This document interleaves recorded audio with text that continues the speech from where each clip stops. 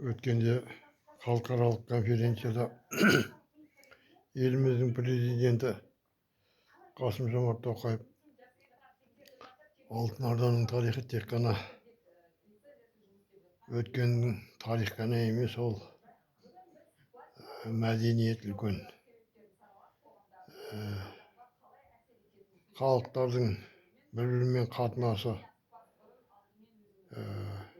мемлекеттердің бір-бірімен қарым-қатынасы екенін айтты. Енді осы Жошы ханның Алтын Орданың негізін қалаған Жошы ханның мемлекеті. Одан сонау Шыңғыс хан дәуірінен бері қарай осы аймақта болған мемлекеттердің тарихы, бұл үлкен тарих. Ол көптен бері зерттеліп айтылып келе жатқан нәрсе. Тіпті орыстың тарихшылары айтса да, мына саясаткерлер оны бұрмалап неше жаққа жүгіртеді. Негізі осы батыстың тарихшылары да айтқан көп зерттеулер бар бұл тұлғаға. Міне осы зерттеулердің 20-дан астам мемлекеттен келіп, кейбір зерттеушілердің деректеріне сүйене отырып, Тоқаевтың сөйлегені дұрыс болды. Бұл нені меңзейді? Бұл біздің қазақ мемлекетінің тарихы өте тереңде екенін, ол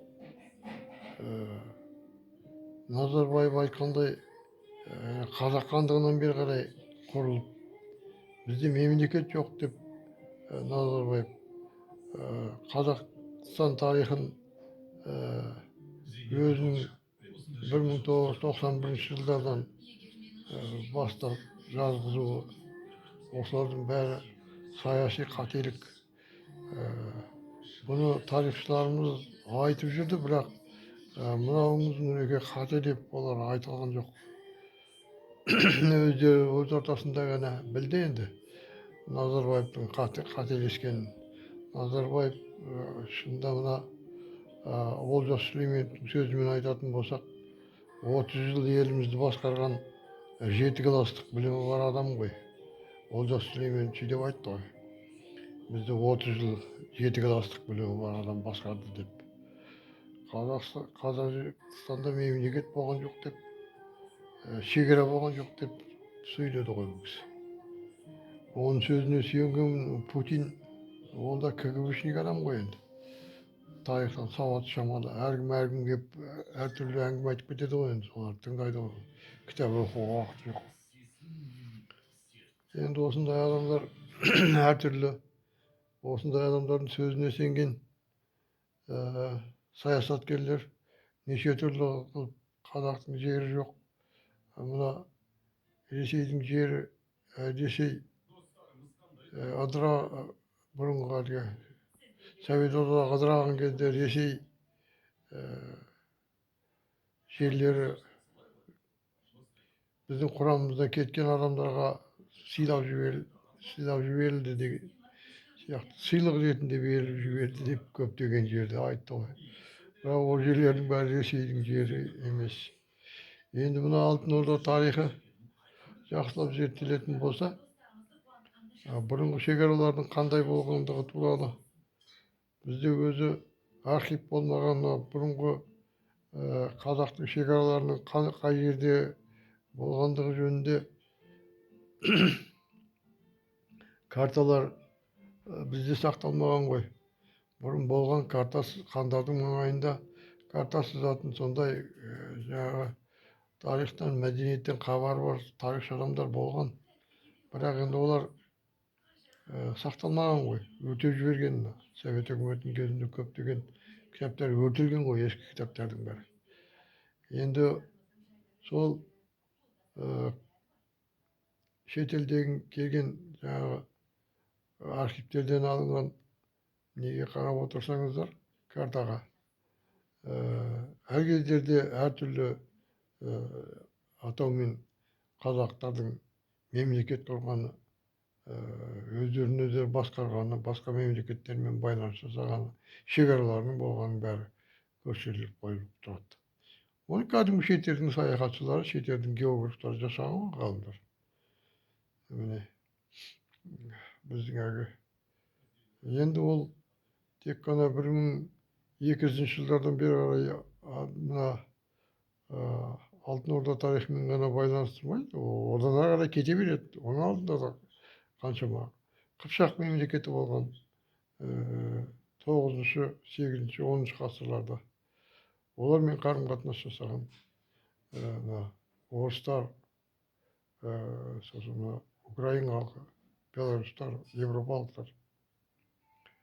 Олардың да тарихын зерттейтін болса, ол өте қызық тарих. Оны жазған бізде орта ғасырды зерттейтін тамаша ғалымдар бар ғой.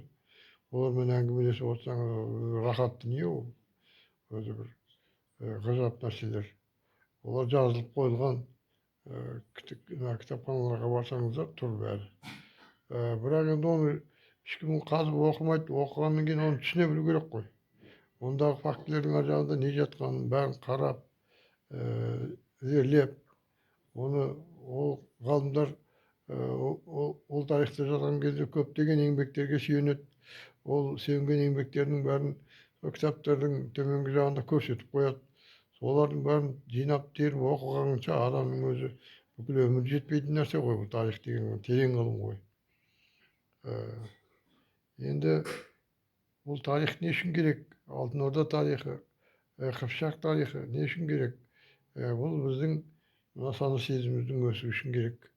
Біз тек қана ішіп жеп, молшылықта өмір сүрсек деп, кешке дейін, таңертеңнен кешке дейін жұмыс істеп жүре бермеуіміз керек.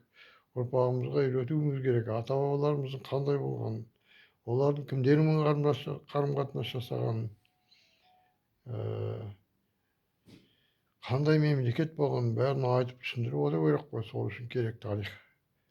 Мына Қазақстан тарихының 7 томдығы шығып жатыр екен қазір. Енді соның бір томы Алтын Орда дәуіріне арналады дейді. Бұл әрине үлкен жаңалық. Жаңалық деп ойлайық, жаңалық емес бұл. Кәдімгідей үлкен алға жылжу. Біз бұл арқылы, біз тарихымыз арқылы басқа мемлекеттерден ешқандай кем емес екендігімізді, біздің мәдениетіміздің зор болғандығын дәлелдей аламыз. Олар көріп тұрады бұны. Бұны дүниежүзі мойындайды. Содан кейін біздің маңайымыздағы бізді мойындамауға, төмендетуге, қазақта ештеңе жоқ деп айтуға тырысатын көршілер мойындайтын болады. Осы Тоқаевтың жаңағы Жошы ханның дәуірін зерттеуге, Алтын Орда дәуірін зерттеуге көңіл бөлгендігі бұл мәдениетіміз үшін де, ғылымымыз үшін де, тарихымыз үшін де, бүгінгі дәуіріміз үшін де шын керек нәрсе болды.